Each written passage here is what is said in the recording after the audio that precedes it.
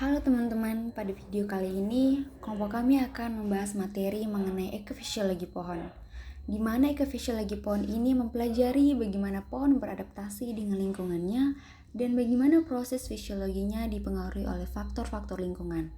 Ini mencakup bagaimana pohon menyerap air dan nutrisi, melakukan fotosintesis, tumbuh dan beradaptasi dengan kondisi stres seperti kekeringan, suhu yang ekstrem, dan serangan hama. Yang pertama, fotosintesis. Fotosintesis adalah proses yang dilakukan oleh tumbuhan hijau, alga, dan beberapa bakteri untuk mengubah energi cahaya matahari menjadi energi kimia yang tersimpan dalam bentuk gula. Proses ini terjadi di organisel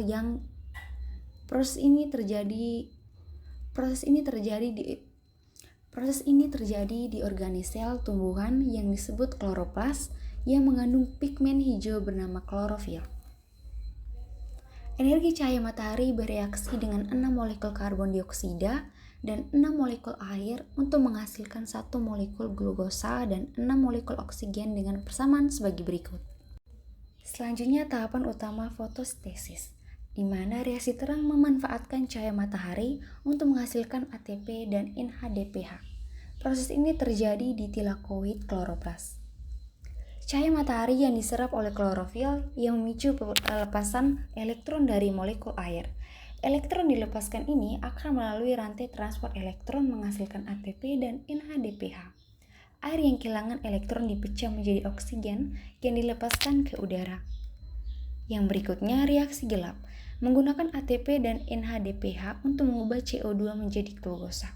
Proses ini terjadi di stroma kloroplas.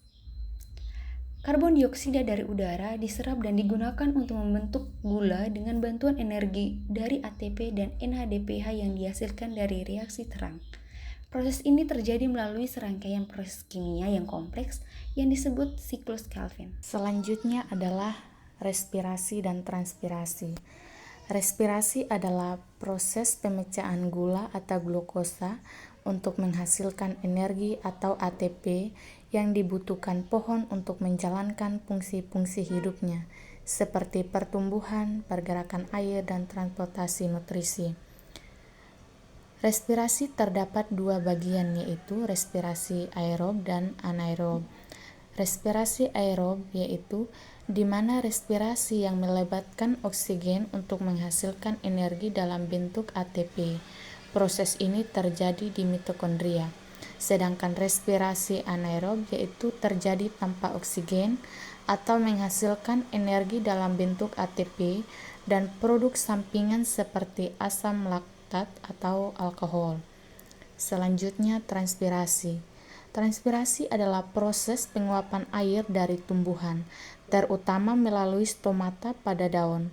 Stomata adalah puri-puri kecil yang terletak di permukaan daun yang berfungsi untuk pertukaran gas CO2 dan O2 dan penguapan air, di mana stomata yaitu terdapat bukaan kecil pada daun yang memungkinkan uap air keluar. Suhu yaitu suhu tinggi yang meningkatkan laju transpirasi.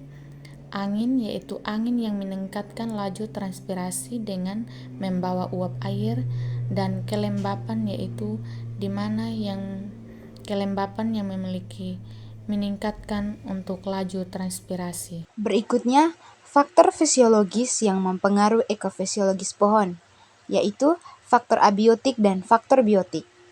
Faktor abiotik terbagi atas 4. Yang pertama, cahaya dan suhu. Kualitas cahaya mempengaruhi fotosintesis dan pertumbuhan pohon, serta suhu optimal untuk pertumbuhan pohon bervariasi antar spesies. Yang kedua, air. Ketersediaan air mempengaruhi penyerapan nutrisi dan pertumbuhan pohon. Kekeringan dapat menyebabkan stres air dan kematian. Yang ketiga, nutrisi.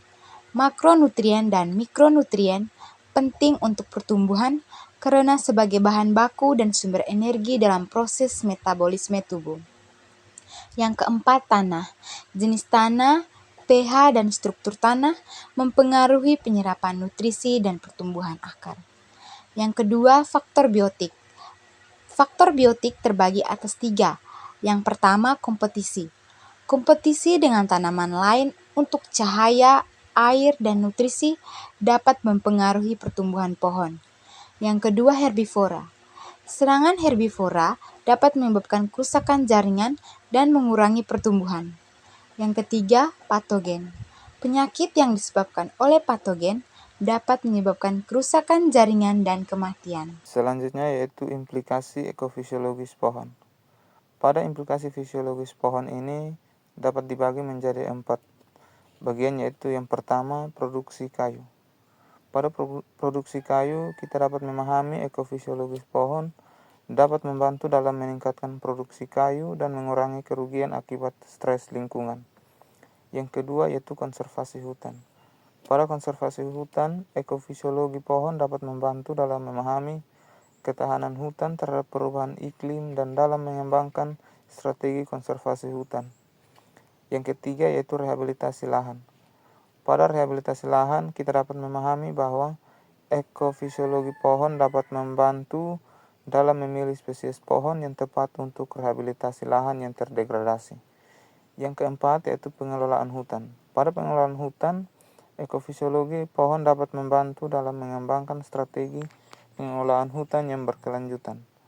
Selanjutnya akan dijelaskan oleh teman saya. Yang terakhir, aplikasi ekofisiologi pohon. Ekofisiologi pohon memberikan kita pemahaman yang komprehensif tentang bagaimana pohon berinteraksi dengan lingkungannya. Pemahaman ini memiliki 3 aplikasi utama. Yang pertama, pemilihan spesies.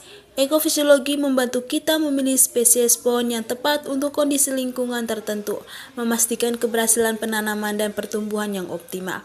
Kita perlu mempertimbangkan faktor seperti toleransi terhadap kekeringan, ketahanan terhadap hama penyakit, dan adaptasi terhadap perubahan iklim. Yang kedua, teknik budidaya. Dengan memahami kebutuhan fisiologi pohon, kita dapat mengembangkan teknik budidaya yang optimal untuk meningkatkan pertumbuhan dan produksi. Ini termasuk pemilihan bibit unggul, pengaturan jarak tanam, pemupukan yang tepat, dan pengendalian hama dan penyakit secara terpadu. Yang ketiga, pemantauan.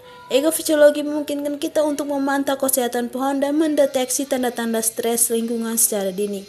Dengan demikian, kita dapat mengambil tindakan pencegahan atau korektif sebelum kerusakan yang lebih parah terjadi.